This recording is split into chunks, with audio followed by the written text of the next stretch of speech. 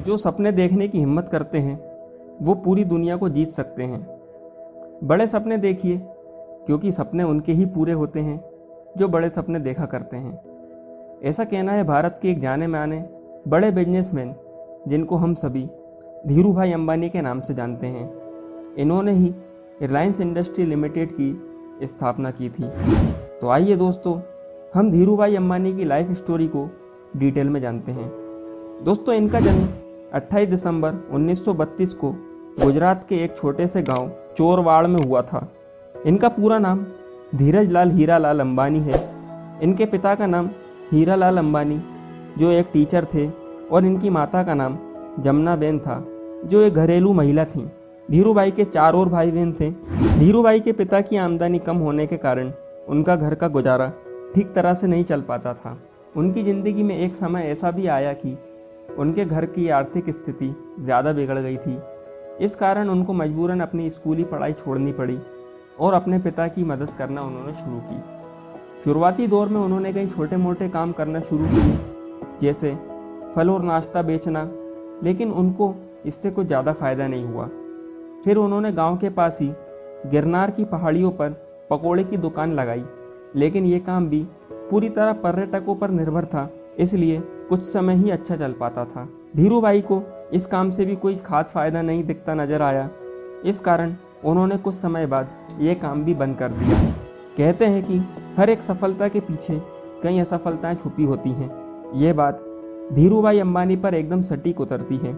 अपने इन कामों में असफलता के कारण उनके पिता ने उनको नौकरी करने की सलाह दी। सन 1948 में 16 वर्ष की उम्र में उन्होंने यमन जाने का फैसला किया, जहां उनके बड़े भाई नौकरी किया करते थे। शुरुआती दौर में उनको शेल कंपनी के पेट्रोल पंप पर नौकरी मिली और उन्होंने अपनी योग्यता के चलते मात्र 2 साल में ही शेल कंपनी के मैनेजर पद को हासिल किया। वे इतने जुनूनी व्यक्ति थे कि नौकरी के दौरान भी हमेशा बिजनेस करने के तरीकों को ढूंढा करते थे। शायद इसलिए ही उनके जुनून के कारण उनको दुनिया का सबसे सफल बिजनेसमैन की सूची में गिना जाता था। धीरू भाई ने लोगों की बातों को ऑब्जर्व करना शुरू किया।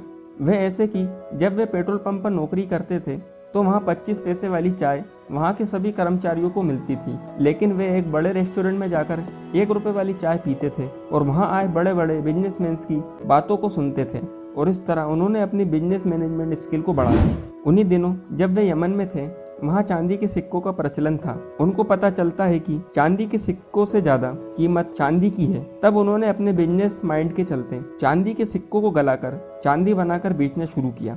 जब ये बात यमन सरकार को पता चली, तब तक धीरू भाई काफी मुनाफा कमा चुके थे। यह ऐसी बातें इशारा करने लगी थी कि धीरू भाई के पास एक सफल बिजनेसमैन बनने के सारे गुण हैं। धीरू भाई के जीवन में संघर्ष चल ही रहा था। उसी दौरान यमन की आज़ादी के लिए वहाँ आंदोलन शुरू हो गए। इसके चलते वहाँ के जितने भारतीय थे, सभी को यमन से अपनी नौकरी छोड़ना पड़ी। ऐसे में धीरू भाई अंबानी को भी अपनी नौकरी छोड़ना पड़ी और उनको भारत लौटना पड़ा। सन 1962 में यमन से भारत लौटने के बाद उन्होंने बिजनेस करने का फैसला लिया, लेकिन उस समय धीरू भाई अंबानी के पास व्यापार शुरू करने के लिए पूंजी नहीं थी। इस कारण उन्होंने अपने चचेरे भाई के साथ मिलकर धागे और मसालों की एक्सपोर्ट इंपोर्ट करना शुरू किया। धीरू भाई अंबानी बाजार के बारे में काफी अच्छे से समझने लगे थे। इस बिजनेस में अच्छे अफसर की समझ होने के कारण उन्होंने सन 1966 में रिलायंस टेक्सटाइल की शुरुआत एक छोटे से ऑफिस से की और यहीं से रिलायंस कंपनी की शुरुआत हुई। धीरू भाई अंबानी ने अपने पहले फैशन ब्रांड का नाम विमल रखा और इस ब्रांड को भारत में खूब पसंद किया गया। फिर इसी बीच उनका विवाह कोकिला बहन से हुआ, जिनसे उनको 2 बेटे मुकेश अंबानी और अनिल अंबानी और 2 बेटियां दीप्ति और नीना हुई। धीरू भाई को भारत में इक्विटी कल्चर शुरू करने का श्रेय भी दिया जाता है। सन 1977 में रिलायंस ने IPO जारी किए थे। उस समय 58,000 से ज़्यादा इन्वेस्टर्स ने उसमें इन्वेस्ट किया था और उन्होंने कहा था कि जो उनके कंपनीज के शेयर्स को खरीदेगा उसे प्रॉफिट जरूर मिलेगा।